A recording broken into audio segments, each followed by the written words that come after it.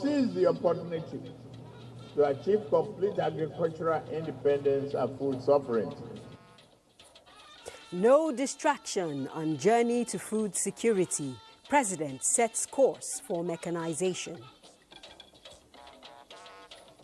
Fourth MSMEs Forum, Vice President Shettima rallies Africa to formalize informal sector. The African Union's recent launch of the Akili AI platform in partnership with Meta and Deloitte is a bold step in the right direction. It is a sign that we are not just watching the world change, we are part of the change. We can assure you that a number of the suspects who committed the heinous acts are with police.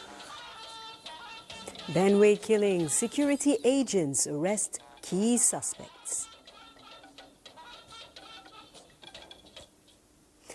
Hello, it's always a pleasure to have you join the network news on NTA. I'm Naja'atu Tijani. Hingino John Adams joins us from Lagos, while here in Abuja, Ayo Deji Makinde will serve us some sports news. Ayo, don't swing too hard. Not too much, but the Super Falcons just ended their game with Portugal in an international friendly goalless. All right, we look forward to that. And with us in the studio, we have an august visitor, a guest, the Honorable Minister of Agriculture and Food Security, Abubakar Kyari, and he'll be joining us later in the bulletin. Remember that this broadcast is being streamed live on our website, nta.ng/live. And you can follow us across social media. Our handles are displayed on the screen. And now the news in detail. President Tinubu has inaugurated more than 2,000 agricultural equipment and implements to enhance the country's food security. The heavy-duty machinery were deployed under the Nigeria-Belarus partnership. Musa Baba Aliu reports. This achievement is in fulfillment of President Tinubu's renewed hope for food security. The tractors which were assembled in Abuja were procured under the Nigeria-Belarus mechanization partnership that was formalized in September 2024. President Tinubu stated that the initiative aims to uplift Nigeria's food production capability, increase farmers' output, and create jobs for younger people. The allocation of this equipment throughout the country will do a lot to give our nations abundant arable land and favorable climate that we have.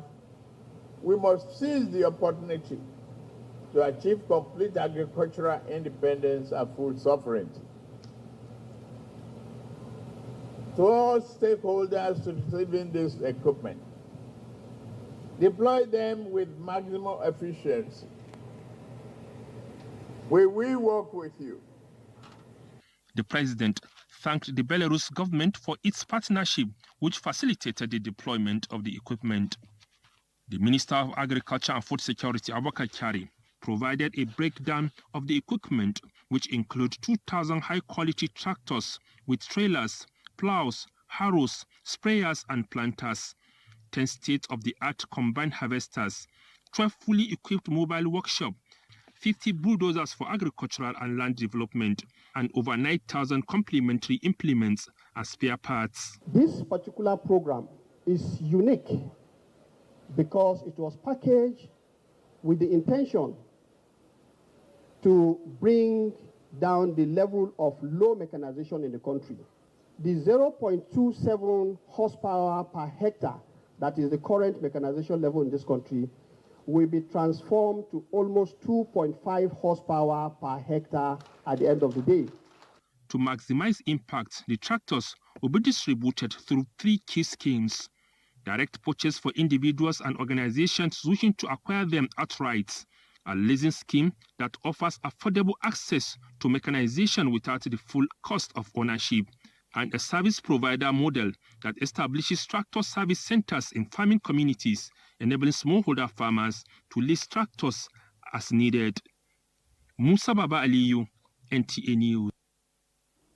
Thank you, Musa. To tell us more about this partnership with Belarus and what Nigeria stands to gain concerning food security is the Minister of Agriculture and Food Security, Abubakar Kyari.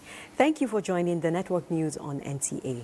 Thank you very much. Thank you very much, viewers.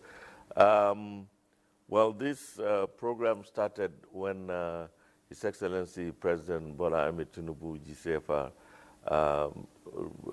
rolled out the Renewed Hope on Agricultural Mechanization Program, where AFTRADE, DMCC, a company out of Belarus that services agricultural mechanization equipments across Africa, was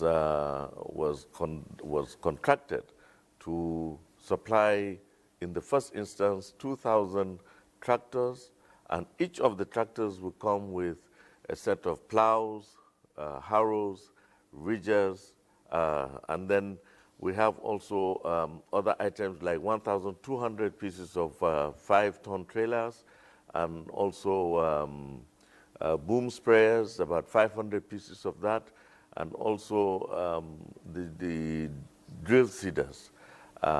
So a total package of implements that came with the 2,000 tractors, 9,260 implements. And then we also have 9,200 sets of spare parts, because what is very key here is maintenance, and this is what this program seeks to achieve.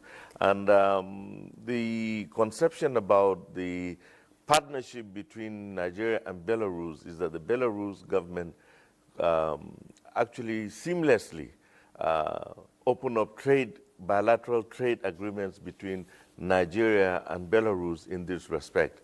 But this program was an outright purchase procurement program between the Federal Ministry of Agriculture and Food Security and AFTRADE DMCC.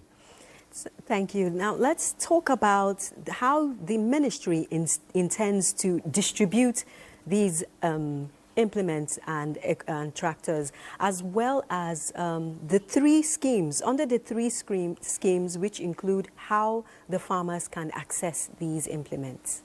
Well, in order to facilitate and give advantage to the smallholder farmer, we intend to set up service provider schemes where we are going to train youths and women to manage a service provider center where they are going to operate the machinery and also maintain the machinery and provide service to the smallholder farmer at a very controlled fee.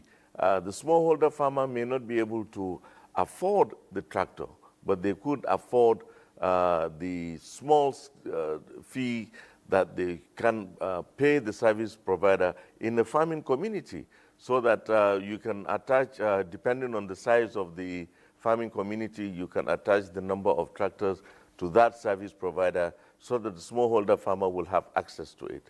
The other aspect is also large-scale farmers can also key into this program where they will be given an affordable, subsidized price of that tractor, and also some may even come with a package, a loan over a period of time. So these are all, we have all the different types of programs to suit the particular needs of whether it's a large-scale farmer, an individual farmer, or set of cooperatives or cluster of farmers in a community. So finally, what impact is this expected to make, very briefly? Well, I have said it in the speech at the commissioning, and I believe Mr. President knows clearly what his vision is. And on this, the one that we just commissioned today by Mr. President tends to at least increase the hectareage of arable land by 550,000 in the first instance. And mind you, this is the 1 out of 4 programs of mechanization programs that we have. 2 are procurement, which is the one that was commissioned today by Mr. President, and the other procurement is the John Deere 2,000 tractors as well. And then the other collaborative programs mechanization is the GIP, the Green Imperative Program, and also the Greener Hope program. So all in all, by the time these 4 programs come into fruition, we're going to have an abundance of, and like Mr. President has said, we're going to achieve food sovereignty for Nigeria. Thank you very much. I've been speaking with the Minister of Agriculture and Food Security, Abubakar Kyari. Thank you very much for giving us insights into this. Thank you very much. In a bold stride towards national development, President Bola Tinubu has reaffirmed his administration's commitment to prioritizing the provision of vital infrastructure projects across all zones of the Federation. The president stated this during the inauguration of the 15-kilometer A2 Junction Road along the Abuja-Lokoja Expressway to Pai community in Kwali Area Council. Onoze Yakubu reports. For residents of Pai and its neighboring communities, the 15-kilometer road linking the A2 junction to Pai has been completed and delivered on schedule. In the past, our people had serious challenges transporting their goods to the market.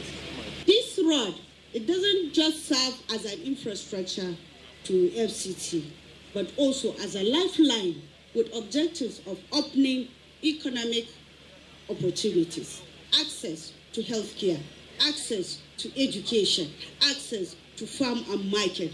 FCT Minister Yesen Wike said the government has so far constructed 150 kilometers of roads across satellite towns in an effort to promote inclusive governance in the territory. We will be commissioning 10 kilometers of Aguma, Palace Road, Radio Road, New Market in Gwagwalada. We have done Yanya, Karishi, Dua Carriage Road, 18 kilometers. We are going to commission 7.4 Old Oshafa Road and the reputation of Duse Lower Usma Dam, 7.4 kilometers. Your Excellency, we are going to commission the realization of building of Oshafa War College to Army Checkpoint, 16.4 kilometer road, and other and drive.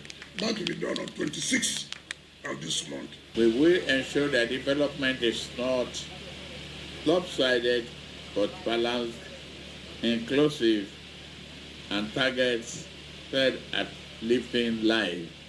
Rural communities such as Pai make important contributions to Nigeria's social and economic fabric, especially in food production and local enterprise. But their potential has been hindered by poor road access, isolation, and neglect for far too long. Today, that narrative is changing. The president urged local communities to take ownership of the project and ensure it serves as a pathway to development and improved livelihoods. Onoze Yakubu, NTA News. Meanwhile, Nigeria is hosting 50 African countries at the 4th African Union Micro, Small and Medium Enterprises Forum, addressing challenges affecting small businesses, particularly affordable financing, enhancing digital transformation and improving market access. At the event, Vice President Kashim Shettima called for intra-African trade and support for the growth of small businesses on the continent. State House correspondent Abdurrahman Jibrila reports. Building resilient MSMEs through digital innovation, market access and affordable financing for Africa is the theme of the 4th Africa Union MSME Forum.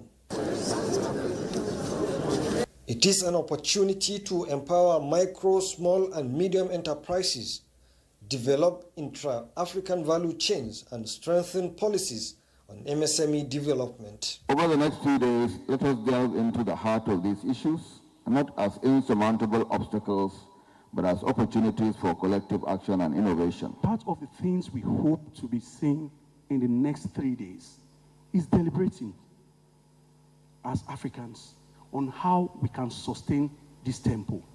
Each of these gatherings has provided capacity building opportunities for MSMEs showcase their business and access to new markets in the ACFTA and the rest of the world. This is also expected to expose key players and other stakeholders to leverage the platform provided by the forum to build new networks for investment and market access across Africa and beyond. That is why we must not only build local infrastructure for entrepreneurial expansion, but must also entrench cross-border cooperation.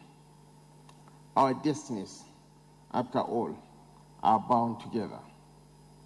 Still, we are not naive about the obstacles that confront our MSMEs. Limited access to affordable finance remains a recurring nightmare. It costs our continent not just money, it costs us momentum. The African Union's recent launch of the Akili AI platform, in partnership with Meta and Deloitte, is a bold step in the right direction. It is a sign that we are not just watching the world change, we are part of the change. Other stakeholders commended Nigeria's significant milestone in hosting the event, describing it as one way of showcasing to the world that Nigeria is ready to do business, pledging commitment and support of their organizations toward a successful forum. From the State House, Abraham Jibrila, NTA News. This is the Network News on NTA. We'll take a break now and return with more reports. Thanks for staying tuned. Now that Nigeria is attracting positive interest from investors and the rest of the global community, Nigerians must improve and promote the country's image, starting with ending the surge of violence in some parts of the country, says First Lady Oluremi Tinubu, who was reacting to the violent attacks in Benue and Plateau states on the margins of the second quarter meeting with state governors' wives and Renewed Hope Initiative state coordinators in her office. State House correspondent Adeni Taiwo reports. Second year of Renewed Hope Initiative's interventionist program and state governors' wives, enablers of the initiative's activities, again converged on the office of the First Lady for their quarterly meeting, this time for a mid-term assessment. Educating Linda, which is from taking stock of RHI interventions in all its 5 focal areas to getting feedback on its collaboration and advocacy in health, agriculture, and economic empowerment, Nigeria's First Lady Oluremi Tinubu outlined other programs for TED Fund and RHI collaboration, construction ongoing for ICT experience centers in Taraba, Kaduna, Kwara, Ekiti, Anambra, and Cross River. The First Lady announced a new competition tagged RHI Green Nigeria Challenge that will not only roll back desert encroachment, but also tackle indiscriminate disposal of plastic wastes. We have the household category,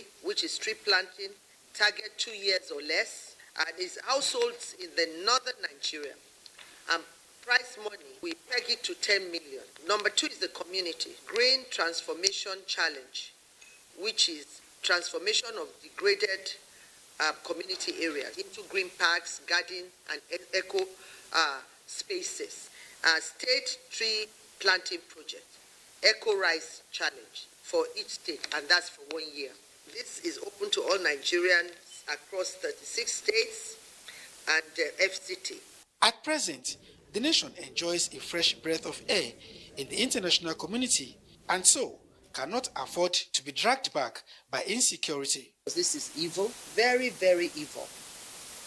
We women have to pray, because I don't know those who are so bloodthirsty. This shouldn't be happening, but work is going to keep going. Well, we're going to work. As the journey into the next 2 years begins for RHI, the First Lady says more can be achieved given the right support and resources. I'm to go to the Senate. I'm going to do this program like we do zonal intervention programs. Even if it is 500 million they want to give us, if it is 1 billion, then we're going to use it for this, and then we can be accountable. And I think, we can do that. And it should be with the First Lady who wants to work, she shouldn't be restricted. 2 years on, we've done all these things in the States. We've helped the elderly, the disabled, women farmers. We've done the Every Home a Garden. Next quarterly meeting holds in September this year. In the State House, Adeni Itaiwu, NTA News. Still on the Benue attacks, the Joint Security Services in Benue State has announced the arrest of suspects linked to the attacks in Yelwata, where several persons were killed. The Commissioner of Police, Ifeanyi Emenari, announced the arrest in a press briefing at the Government House, Makurdi. Blessing Omeche Ebute was there and now reports. On the June 13th Yelwata attack that claimed innocent lives and sparked widespread condemnation, CP Emenari confirmed that a number of suspects linked to the incident have been apprehended. He promised that their identities will be disclosed at the appropriate time.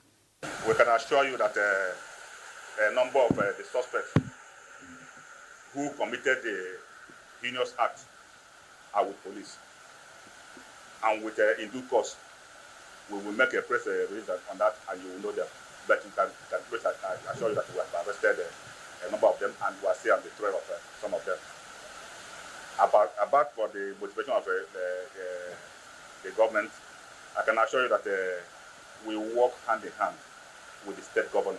On measures to safeguard internally displaced persons, CP Emenari stated that IDP camps surrounding villages and farms are being given robust security coverage. He commended Governor Alia for his sustained effort and readiness to provide additional resources to strengthen peace-building efforts. He further noted that the deployment of special task force teams and mobile police squads have been expanded to ensure no part of the state is left vulnerable. In Makurdi, Blessing Omeche Ebute. Nigeria's capital, Abuja, will continue to remain one of the most secure capitals in the world. The Minister of Information and National Orientation, Mohammed Idris, in a statement notes that the federal government has taken note of the latest security advisory issued by the Embassy of the United States, restricting its staff and family members from non-official travel to military sites or other government facilities in the Federal Capital Territory, Abuja. The government, he adds, recognizes and respects the right of foreign missions, including the U.S. Embassy, to issue travel advisories to citizens, but the current security architecture in Abuja has not only been proactive, but has also recorded significant successes in detecting, preventing and neutralizing threats.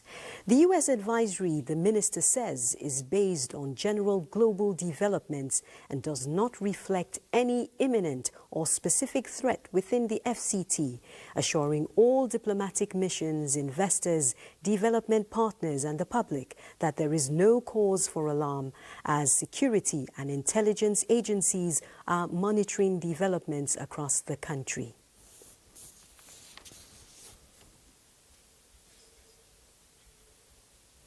Now, the government of Brazil is partnering Kebbi State in agriculture, particularly in the area of rice production. A Brazilian delegation is in the state to meet with the government and to assess major rice factories in the state. Abdul Jalil Mohammed Bawa reports. Kebbi State has been attracting agricultural partnerships from different parts of Africa, particularly in rice production.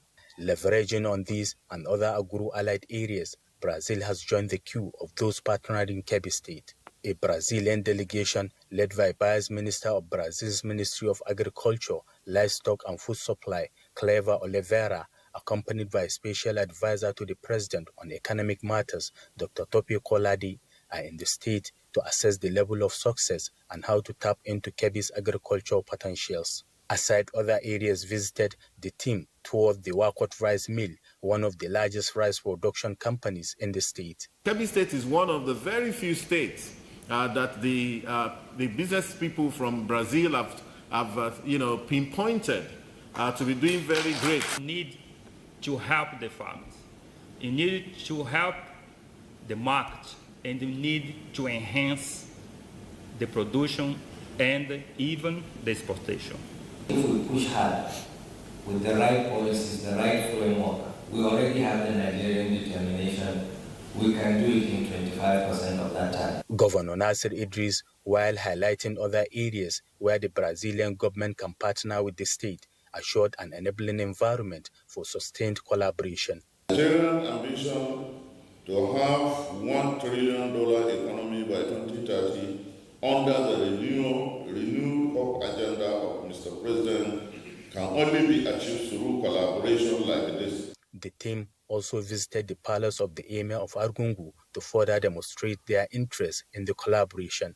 From the inception of this current administration, this is the second time a Brazilian delegation is visiting Kebbi State with a view to partnership in livestock production, artificial insemination, among others. In Birnin Kebbi, Abdul Mohammed Bawa. Still on Nigeria-Brazil relations, Nigeria is committed to advancing local pharmaceutical and medical manufacturing through strategic partnerships with private investors. This was highlighted during a visit by a team of Brazilian companies to Nasemi Tromont, a biotechnology facility in Abuja. After the inspection tour, National Coordinator Dr. Abdu Mokhtar stated that investors in the healthcare industry would find a supportive ecosystem as President Bola Tinubu's mandate is to unlock the healthcare value chain to strengthen the sector. Test kits, rapid diagnostic tests for several diseases, about 14 different products. And what we're here to do is just really to see what they're doing with the kind of reforms that the government is doing in the healthcare sector, with the enabling environment that we're putting in place, with initiatives like PVAC. There is nothing that we cannot do. All of the supply chain is done here. The manufacturing is done here. We want to be present and want to be available to foster the local production facilities, to foster the local production scenario, because we believe that this is the way. The visit provided the delegation with a first-hand look at the viability of local pharmaceutical manufacturing in Nigeria.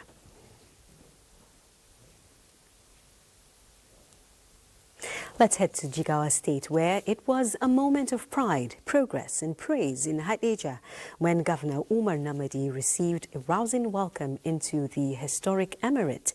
From the city gate to the palace of the emir, the atmosphere was filled with admiration and appreciation for a leader whose development strides continue to touch lives across Jigawa State. Muhammad Musa Askira tells us why.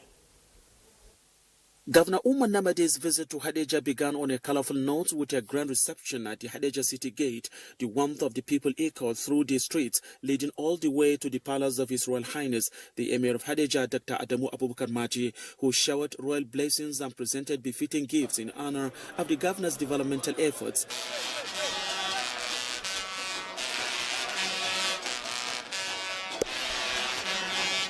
One of the key highlights of the visit was the commissioning of Damodi Talented Junior Secondary School, a state-of-the-art educational facility targeted at nurturing gifted students drawn from the state's 12 educationally disadvantaged local government areas.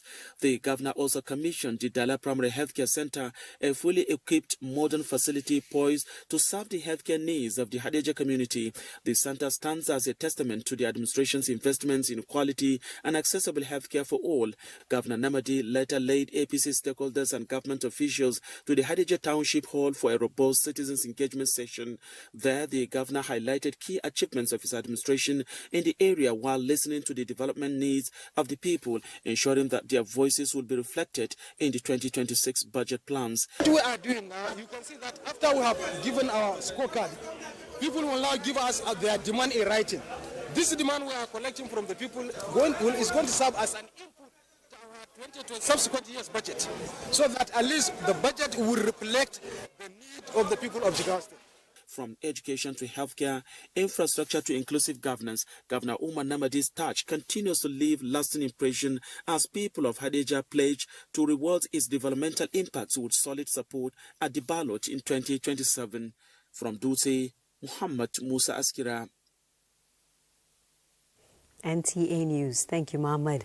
And now we beam the searchlight on Borno, a region long ravaged by Boko Haram insurgency, and where the concept of good governance and empowerment has taken on critical importance as Borno State pushes forward with recovery, peace building and development initiatives. Mohammed Goni highlights policies and programs put in place by Zulum's administration from May 2024 to date to promote good governance and empowerment.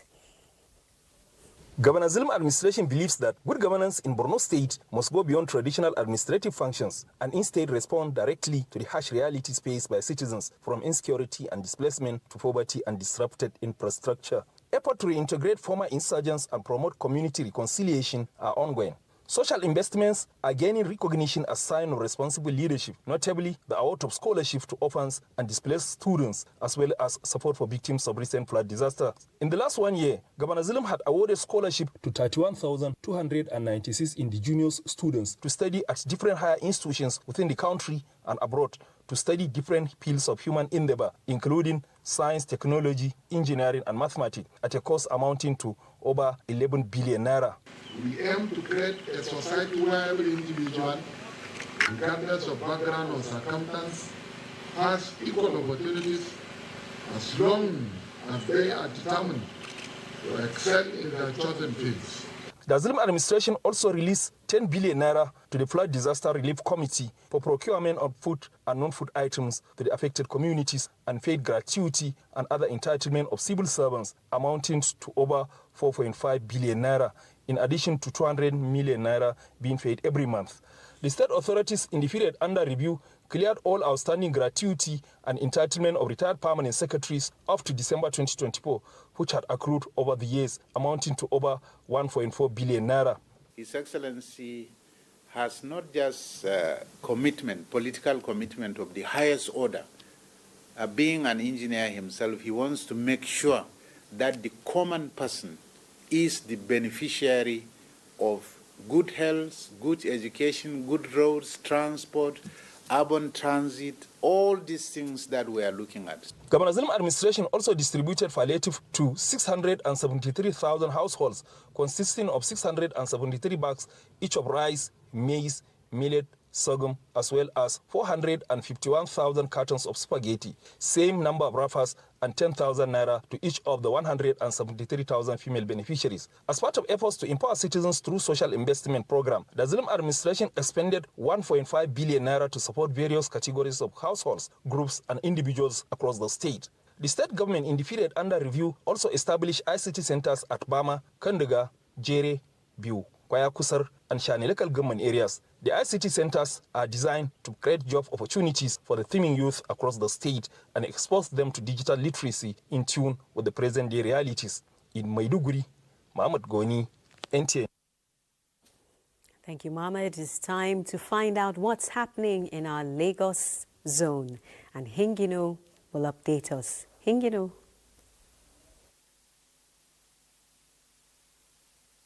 And Hingino will update us. Hingino. Thank you, Naja'atu, and welcome to Lagos. Boa Cement PLC, one of Nigeria's leading brands of cement, has rewarded its distributors for their loyalty with a promise to maintain quality. This was at an event in Lagos where 20 distributors were awarded with mouth-watering gifts ranging from brand new SUV, trucks for conveying cement, and cash backings. Lynn Leneke reports. Thank you for contributing to our success story. These top 20 distributors drawn from across the country were rewarded for their unwavering commitment, resilience, and continued market leadership. The awards in 3 categories, the Sapphire, Emerald, and Diamond, recognized the efforts of trade partners who serve as the backbone in distribution and sales network across Nigeria.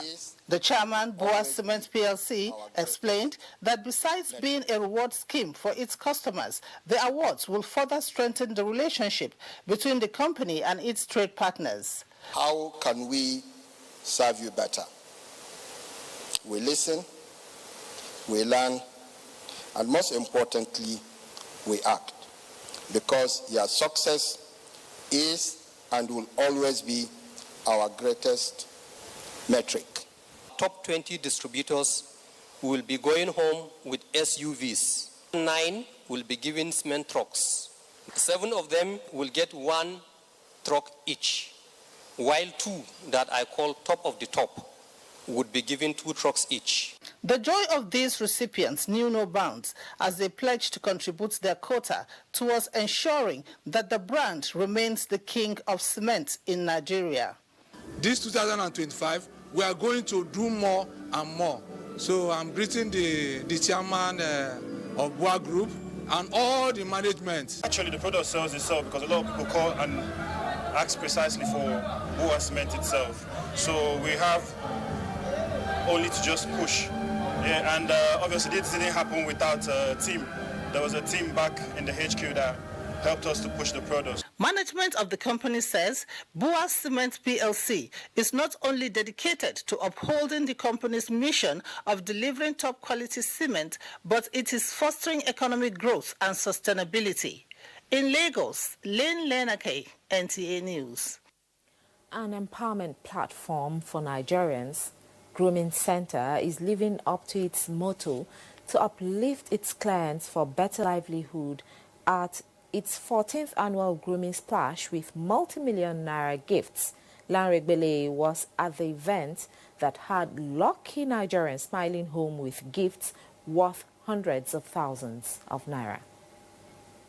Grooming Center's tradition of gifting clients of these equally empowering utilities is geared towards 2 things. First, appreciating the clients for their dedication to the social support system and to incentivize Nigerians that triumphing over life challenges is possible. It's just one way of giving back. There are other ways that we give back.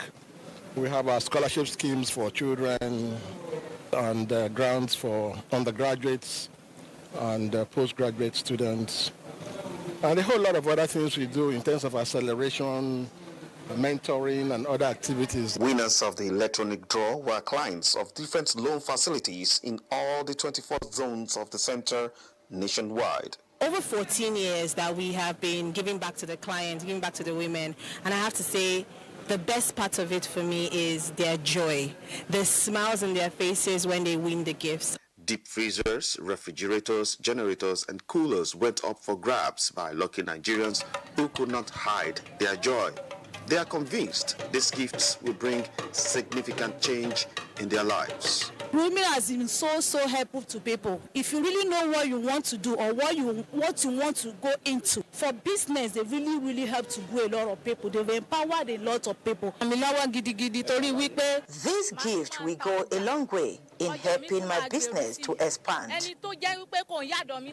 Grooming Center is a non-governmental organization dedicated to uplifting marginalized communities and advocating social justice across Nigeria, using grassroots mobilization, education initiatives, and community-driven development programs to address barriers facing vulnerable Nigerians.